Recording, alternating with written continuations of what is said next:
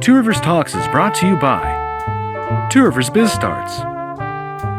Also by Two Rivers Main Street. And by Raleigh Point Economic Advising. And by viewers like you. Thank you. Believe it or not, you have reached the next great episode of Two Rivers Talks. Hi, my name is Todd, and this is my partner over here, Darla Leclerc, and we are so glad that you joined us today. We have some really great guest speaker lined up, great guest speaker. Wow, I sound so formal today. Anyways, Two Rivers Talks is the place you go to find information, news, entertainment, fun, anything about the city of Two Rivers in which we live. If you are from Two Rivers, used to be from Two Rivers, or thinking about coming to Two Rivers, and why the heck wouldn't you want to come to Two Rivers, this is the place to stop and get all the latest news. So thank you for coming. We hope you stick around for a while. And Darla, you want to talk to us about who our guest is today? Yeah, I didn't have a chance. I was going to go back in the archives to see how long ago it was that we had our next guest on. And I know it's got to be over a year, if not longer. It's got to be over a year. Yeah. Year and a half, perhaps. Her name is Miss Christma Rusch. She is the director of the Lighthouse Recovery Center. And she is a phenomenal person, and she does such good work. And we're very fortunate to be able to be speaking with her again. She's got a lot of news, a lot of updates for us and for the community. And for those of you watching, if the subject, with Lighthouse Recovery Center, with what they do, if that kind of hits home with you, or someone who could benefit from the center, please forward this video on to them. It's a wonderful organization. And so now I'm going to bring Christma on. Yeah, let's bring her into the stream. That's so exciting. Hi. Thank you, everyone. Hi. Hi, Todd. Thanks for having me. This is great timing too, by the way, just really good timing, because holidays can be hard for people, right? But we work really hard to recreate memories and make them really fun. So this is good.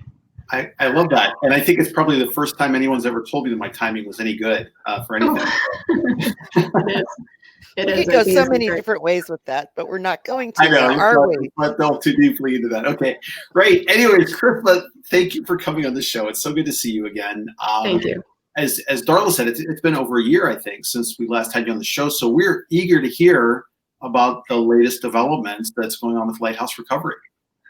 I really think that I was on right before our first dose of hope, which was a huge success. And our second one was even more successful that we had last year. So there's been a lot that has happened. And, the need for it has gone up in the recent months. And we have been blessed enough to be able to add additional staff and recovery support services to meet that need of people that are reaching out for help.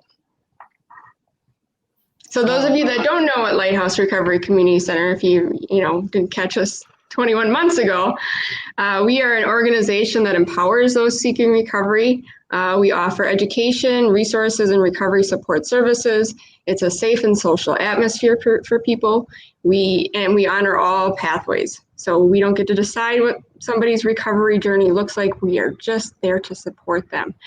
We went, I think when we were initially on, when we first opened the doors, we had 24 support groups a month. It was just a slow start to figure out what that would look like.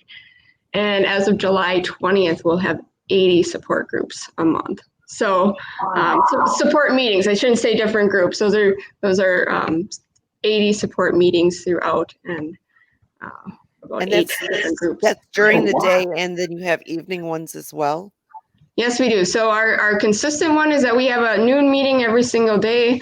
Some are AA, some is all recovery, and we have Wellbriety in there as well, and Heroin Anonymous on Friday. So we have across the board, there's some consistency there, and then day to day, it's something different all the time. So, now, but week to week, it's the same. Okay. Well, I know one of the one of the things that you offer is art classes. Yeah, Also, right? yes, our pro-social activities is something that we really focus on community-based wise, and incorporating individuals from the community to also collaborate with us and participate with our journey, which has been just healing for some people that have come in to work with us. We also do yoga, trivia night, movie night, our family dinner. Unfortunately, because of the current state of the world, our pro-social activities have been tapered back. We don't have too many of them. We really are focused on the support meetings right now. So have you guys like made some of those events like virtual or anything like that? For our yoga one we have, and we are in discussions of pulling off a art in recovery outside this month. So we'll come out with a date for that, and just grateful that there's still people that are like, let's still do it. Let's just do it the safe way. So we are in works with that, and I'm excited. Very neat. Yeah. How have the last couple months impacted the community as far as recovery? And I'm sure that in many instances it's been detrimental, and it's quite possibly have caused some setbacks. It's been a very difficult time for so many people. Can you speak to that just a little bit? Yeah, so immediately after the shutdown, we felt it in our circles, and in the recovery community, and people that had unfortunately fallen off. And fortunately, the people that are plugged in and connected, they were able to come back and rejoin and get kind of their feet under them, thankfully. And I think it was like the hardest thing to put the meetings on hold when the shutdown happened. We never closed down for crisis, and we never closed our doors for the actual recovery support services for people that needed the one-on-one assistance. We also moved to telehealth, which was, I think, just a neat experience to be able to participate in, and you evolved. I mean, that's how businesses and organizations survive, is that you follow where the need is, and you make those changes. So we were able to adjust. We're a little bit more prepared this time around, because I don't want to shut the meetings down at all costs. Thankfully, the weather is warmer. If it is nice outside, there's a big circle on the yard of people outside doing meetings there. Recently we ordered 100 masks with our logo on it. So we're just kind of preparing for any upcoming situations. We're also talking about more outdoor activities, and physical activity is a pathway to recovery. So whether it's on your bike, whether it's hiking, whether it's disc golfing, just a place where people can sign up. Maybe it's only 5 or 6, but at least it's a place where people can still go and get connected if something comes into place again. So we're a little bit more prepared that way. Well, it was a rough learning curve. It was, and we've just recently seen a big uptick this last week as well. So just in people in need and really coming forward, which is so good. People are just becoming really aware of whether it's their drinking. We're starting Gamblers Anonymous because there's been such a need for that. We just don't think about all the things that we can pick up during this idle time. Right. And that's the thing, is that, like, especially early in the days of the lockdown or the shutdown, there was like virtual wine tasting and cocktail parties, and I think people kind of lost their collective mind for a while. There's nothing else to do. Crack Sure. that 6-pack. So I could just imagine when you have an issue like that, if you're left alone with just your thoughts. Mm-hmm. It's really hard. It's so that's why your organization is so valuable, because you are not only a sounding board, but and a shoulder, but you are a piece of a person's life puzzle. We all need other people, and for all of a sudden that to be gone, Mm-hmm. that's your support group. That is, so important. So And actually, I've been thinking about you and about the recovery center here for the last, couple of months. And like we talked earlier, I'd been meaning to call you and have you come back on, Thanks. because I can just imagine how difficult that's been for people who, left to their own devices, might not have found that certain level of strength where they can withstand a lot of the internal pressure. So bless you and bless your center. And I know that you guys are doing everything you possibly can, and you're very creative people, and you're coming up with creative ways to continue, soldiering on. So thank you very much. Thanks, Darla. I appreciate that. Okay. Yeah. Yeah, I mean, I think I always kind of think about what Mr. Rogers says in a crisis, look for the helpers, right? And you guys are absolutely, providing that help. It's so vital, especially at a time like this. And I think even people that aren't struggling with recovery, with addiction recovery issues right now, are struggling with the isolation involved with coronavirus. What kinds of things do you do to help people who are hurting and trying to recover from an addiction and feeling isolated? What kind of things do you tell them to help them to cope with the situation that we're in right now? I think the number one thing that we provide is that building a relationship and human connection, which is really, it's medicine for the soul. And sometimes that is the piece of, the spiritual aspect, of where we struggle when it comes to isolation. So just being able to stay connected, having somebody to depend on. I think of principles like accountability, commitment, consistency. Those type of things are really important that we're able to provide people so that they feel like they have something to fall back on, and they feel like they have somebody to call, a place to go. And just that sense of safety builds a good foundation for people to move forward. It's so important for people not to feel like they're isolated or disconnected from anybody else at a time like that. That's such a vital service you guys are providing. Right. And that other people care about them. Yes. Yep. And so like, I remember I used to have that feeling. I just want everybody to walk through the door and feel like that hope that they're not alone anymore. Right. And that rings true for any type of interactions that our recovery support people have with the people that they're working with, is that they do not feel alone. They are no longer walking this journey, and somebody understands. That is a big focus for what we do. I'm curious, how many counselors do you have? So I just we have recovery support specialists, and I just real careful that we don't have counselors. We don't do anything treatment. We're very peer-to-peer support and community-based. And so the neat thing about that is that we get to stay with individuals throughout the continuum of care with somebody. And we started with I had one staff member at the beginning of 2019, and I ended with 12. And so we currently have 13, and it's just a wonderful, I can't praise my team and my board and the volunteers coming on, because they're the next wave of people. That's something that happened very organically at the center, is that we became a development center of opportunities for people to build self-efficacy and an understanding of their lived experiences value, and that they can live each day with purpose by just showing up. And that is such a powerful thing.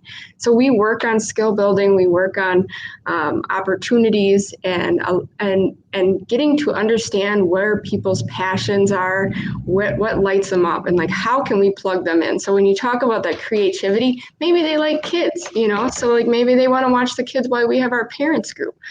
Maybe it's that they do an art project with them when it's family dinner time. We have some people that they just like the social media thing. Awesome, let's make posts, So there's just it gets me super excited to watch other people light up when they have the opportunity to give back. Are you hiring right now by chance? Actually, we just discussed that this morning.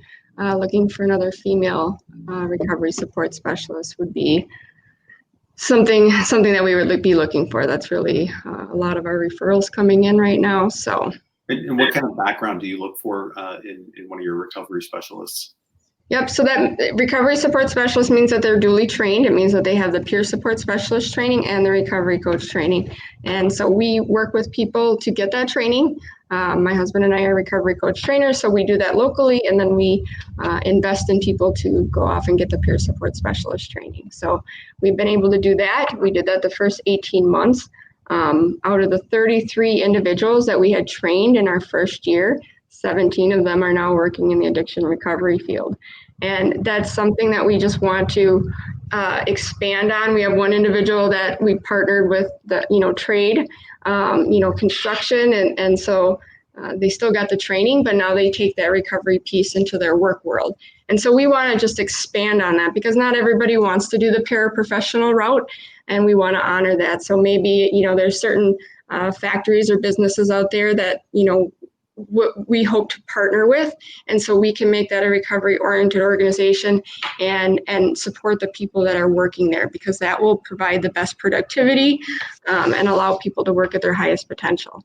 So we want to do that in multiple sectors, whatever that looks like. And we have a lot of people too that we're just getting started in school, and just to watch their achievements over that 1 year to 18 months is a phenomenal process to see. You're like a proud mama. I am. That's so perfectly said. Yes, I do. That is very much how I feel. Yes. That's wonderful. So Christma, how is the county doing in terms of addiction numbers? Like, where is Manitowoc County falling in terms of the state, or sort of like, have we seen an increase, decrease with the COVID virus? I do not have numbers for you. I just know that it's a constant talk when we do our supervision with the state through our ED2 program, that there is definitely an uphill with the COVID. And, that's why we've had to, I think that it's just a universal feel through all the organizations that we see doing the recovery support services now, that it has gone up. Mm-hmm. Overdoses. Sides, yeah. You said the 82 program. What is ED2 that? Recovery. So that's the Emergency Department to Recovery, and it's a grant that was initially launched in 2017 to provide recovery support services at the hospital to somebody who had experienced an opiate overdose and then administered the Narcan. It has since broadened greatly, like most pilot programs, as they learn to adapt and really figure out where the needs are. So we are heading into a new year with that, and they will be broadening that up to include stimulants as well, which is exciting. And we also can get referrals from anywhere as long as they are at risk. Currently, it's an opiate overdose, but we do have other funding to make sure that nobody falls through the cracks. So whether it's alcoholism, maybe somebody's just coming in and they don't want to be controlled by, smoking every day, that type of thing, we can work with them. So, but that is the ED2 grant. It's opiate focused for now. Got it. Thank you. One thing that you said that was, I thought, very important, and in your audio kind of cut out just a little bit while you were saying it, and I just wanted to bring this back up, was the fact that the occurrences of suicide and overdoses had risen, and is that something that you hear on a daily basis? This week it has, unfortunately. I mean, we've had 2 overdoses and 2 suicides in this last week, and some are in the outer circles, but it still affects our population. It's people that they knew, or it's family members that, just weren't ready yet and things like that. So we're still just wrapping a lot of support around our population of people because they're all touched. That's got to be very, very difficult for your people who are involved, in the center, not only like your support specialists, but the people who are participating as well, because I can just imagine what the support personnel, how they might feel if they lose somebody. It's really bittersweet. And so the Lighthouse, what I did yesterday when we got news of another passing was just contacting staff and say, be ready, be ready for the influx of people coming in today, because bittersweet is that people tend to flock there when something like this happens. And it feels good that people want to come together and they know where, that they can do a safe place that they can do that. Right. It's great work that you're doing, and I'm just so impressed that there is an organization like this in the county that's providing so much help. So if someone has a loved one with an opiate overdose issue or something like that, how do they help? Yeah. So I'm sure you'll add some of this to when you post this, but it's any substance use disorder, any substance. We do have recovery support meetings that it doesn't matter the substance or the behavior or the type of recovery, Wellbriety, all recovery, smart recovery, doesn't matter, as long as people are there to talk about their recovery, what they're doing to recover from it. So we want to support all those that are on a healing journey. And so the hotline that is 24/7 is 920-374-3989. Did I cut out at all? No. Okay, great. So yeah, 374-3989, and you call that anytime, hand that number out, share it, that we are available to get connected with some recovery. We'll make sure you get that all down in the comments section in the show notes. Thank you. Really terrific. So, well, Christma, this is your second visit, which now means you have to have a third visit with us. Oh, perfect. Yes, Darla. Okay. Before we sign her off, I wanted to ask about your expansion, not only with your personnel, but then also just physically with your building, and you acquired a new property to be in as well. Well, we're renting some space right now, and so what we did is that we have moved our admin and direct service office to a 812 Washington Street. Actually, I'm looking at the courthouse right across the street. It's a beautiful view. And so we're right down here to, also catch a population of people that might not make it up the road. And it might be convenient that they're getting served in some way down in this area. So we're doing that. It also allows us to let the center continue to evolve and be the center and serve that purpose the way it needs to.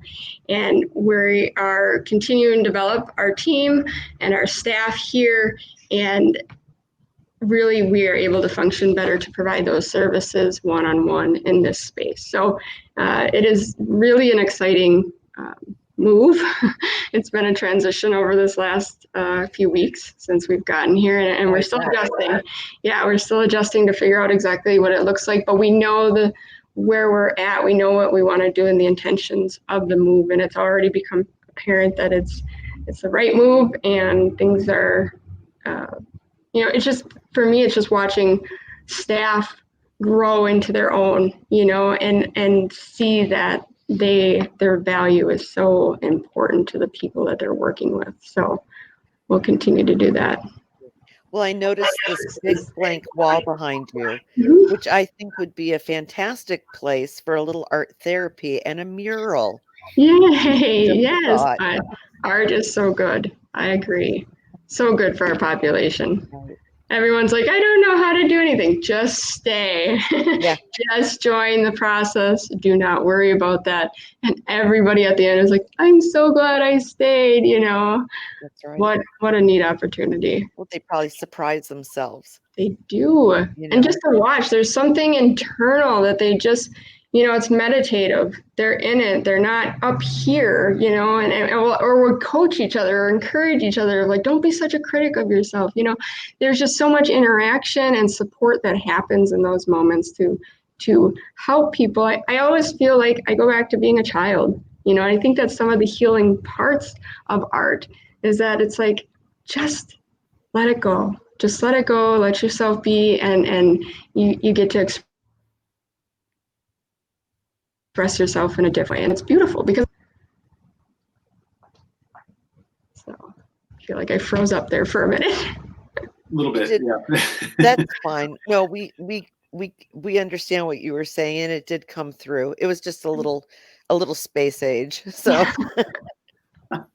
but you brought up a really good point, and I just wanted to reiterate it a little bit, is the fact that now you have a location downtown, Yes. as well as the Lighthouse Recovery Center itself is over by the RAR West. Yes, kitty corner from RAR West. Yeah, so you're covering more territory and making yourself available to a larger portion of the populace, which I think that, maybe that was an unintended consequence, but I think that's great that people have an opportunity, because a lot of people, they don't have a vehicle, and it's going to be easier to access, what it is that you have to offer. It was very intentional and very strategic on our part to make sure that we caught another gap in service, right, or gap in availability. And not everybody wants to go to the center initially, and I get that. Like our goal is not to be like, oh, like we're your recovery. Our goal is to like find out where your tribe is at, because that's what matters. When the programming goes away, when the probation goes away, when whatever you have hanging over you goes away, who is your community? That's Indigenous teachings, so we want to help people find what that is. And that's why we say we honor all pathways. And you're right, it's a transportation issue. It's meeting people where they're at. And it is being able to offer that, the multiple different atmospheres. Absolutely. Now, it was 2 years ago that I went to your Dose of Hope, or was it Dose for Hope or Dose of Hope? Dose of Hope. Okay. Yeah. And that was really, really cool. And you've had one since. And when is the next one coming up? So we're in discussions of hosting a virtual one, and I'm still trying to wrap my head around all the intricate pieces of that to make sure that we stay intact the gallery itself of self-submitted photos that we always have to give a face to recovery, and our art that we can auction off created by our own population. So we want to keep those things intact, and the stigma reduction. So it's a lot to learn how that works. What we are doing, and we just haven't. We never went out and looked for sponsorship this year. It wasn't the year to do that. So that hasn't been a priority of give us money type thing. We did more of social media challenges to engage people and to make sure that we stayed visible to people, so people knew and were reminded regularly if something came up or if they knew somebody. So we did that. We are going to be coming out with merchandise, clothing, apparel. I said we have the masks coming. We have that, which we're just giving away to the people that come to the center. And then we are going to do, like the shirts, the hats, as a small fundraiser, but just to get it out there and do something. Well, that's wonderful. I will offer up Basil Ishkabibbles as a place where you can have these items. Thank you so much. Thank you. That's wonderful. So we will talk more about that, and but I can definitely get you into the gallery and help promote. Wonderful. Yeah, we have one teacher that's the one I said we were going to try to make sure we get a class in July. And then we also had the RAR West Museum reach out to us with some of their art programming. So it'll be great. We will have some art that will be That's ready. Cool. Yeah. And I want to check out your t-shirts. So Oh, good. I'll share the link with you guys when we get that up and running. Sounds fantastic. Thank you.